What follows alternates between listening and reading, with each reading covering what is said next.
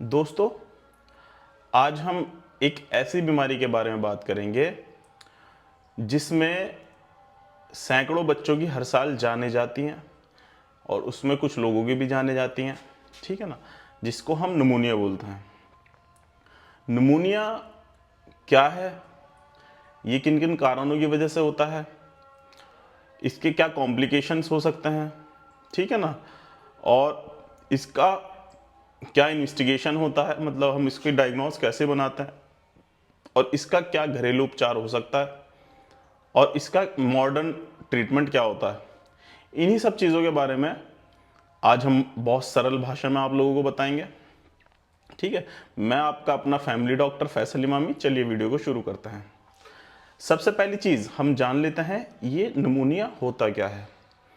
जो हमारे फेफड़े में एल्वोलाइज, जो हमारी एयर सैक हैं, उसमें फ्लूइड का भर जाना किसी इन्फेक्शन की वजह से, फ्लूइड का भर जाना या पस का भर जाना निमोनिया कहलाता है।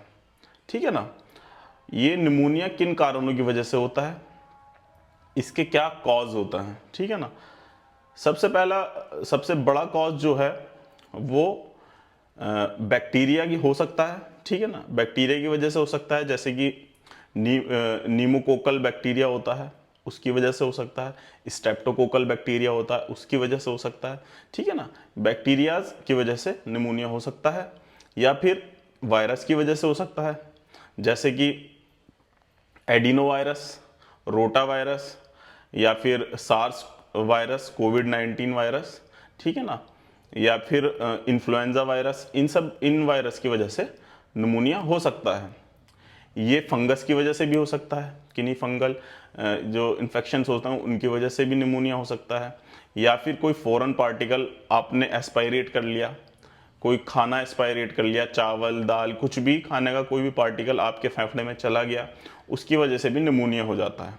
ठीक है ना, किन किन लोगों में निमोनिया आम होता है। सबसे पहली चीज़ आपको ये जान लेना चाहिए कि अगर किसी को पहले से कोई बीमारी है शरीर में, लाइक शुगर, बीपी, कार्डियक की कोई प्रॉब्लम है, शुगर की कोई प्रॉब्लम है, या लंग्स की कोई प्रॉब्लम है, जैसे टीबी, अगर टीबी पड़ी हुई है तो उसकी वजह से निमोनिया हो सकता है। ठीक है ना, या फिर कैंसर, लंग कैंसर है, उसमें भी निमोनिया हो जाता है। ठीक है, और किसी को अलग वायरस पड़ा हुआ है, एचआईवी पहले से है, एचआईवी की वजह से, या हेपेटिक कोई वायरस पड़ा हुआ है, हेपेटाइटिस बी सी, जिसमें इम्यूनिटी लोग की वीक होती है, उसमें ये बहुत जल्दी से कैचअप करता है, उस इंसान को बहुत जल्दी कैचअप करता है जिसकी इम्यूनिटी वीक होती है। ठीक है, इसी तरीके से अगर बच्चा बहुत छोटा है, उसकी इम्यूनिटी बहुत छोटी सी है, नन्ही सी इम्यूनिटी है, उसमें ये बहुत जल्दी से हो जाता है। ठीक है ना, तो ये सब इन सब लोगों में ये बहुत जल्दी से हो जाता है निमोनिया। ठीक है ना, अब इसमें क्या क्या डॉक्टर इन्वेस्टिगेशन कराते हैं। अगर हमारे पास कोई पेशेंट आ रहा है, सबसे पहली चीज़ हम उसको ऑस्कल्टेट करते हैं। ठीक है ना, उसको अपने आले से देखते हैं, अपने स्टेथोस्कोप से देखते हैं कि उसकी चेस्ट में वीजिंग तो सुनाई नहीं दे रही, क्रेपिटेशंस तो नहीं आ रही। ठीक है ना, ये सब चीज़ें देखनी होती है, जिससे हमें अंदाज़ा लगता है कि इसको निमोनिया है। ठीक है ना, इसी तरीके से हम उसकी ब्लड सैंपल निकलवाते हैं, ब्लड की जांच कराते हैं, जिसमें हम सीबीसी, ईएसआर, सीआरपी वगैरह कराते हैं, जिससे हमें इन्फेक्शन का पता लगता है कि ये बैक्टीरियल है या वायरल है। इन सब चीज़ों का पता चलता है। उसके अलावा हम चेस्ट एक्सरे देखते हैं, सीटी स्कैन कराते हैं। इन सब चीज़ों से निमोनिया का पता चलता है। किन्हीं किन्हीं लोगों में ब्रोंकोस्कोपी कराते हैं। ठीक है ना, ब्रोंकोस्कोपी के थ्रू हम लंग का एक पार्टिकल निकालते हैं, उसकी बायोप्सी भी करा देते हैं। ठीक है, ये सब चीज़ें करा देते हैं। अब इसका घरेलू उपचार क्या हो सकता है। ठीक है ना, घर पे रह करके आप इसका क्या उपचार कर सकते हैं। अगर सीवियर कंडीशन नहीं है, माइल्ड कंडीशन है, उसमें आप गर्म पानी की भाप ले सकते हो, दिन में 3 टाइम किसी कंटेनर में गर्म करके पानी, उसकी भाप ले सकते हो, जिससे बलगम पतला होकर के निकल जाएगा, स्पुटम पतला होकर के बाहर निकल जाएगा। ठीक है, इसके साथ साथ आप 1 कप को उबाल करके उसमें अदरक डालें, अदरक चॉप करके डालें, और उसमें थोड़ी हल्दी डालें, काली मिर्च डालें, वो काढ़ा भी आप पी सकते हैं। इससे भी आपके जो फेफड़े के ऊपर आई हुई सूजन है वो उतर जाती है, और बलगम पतला होकर के बाहर निकल जाता है।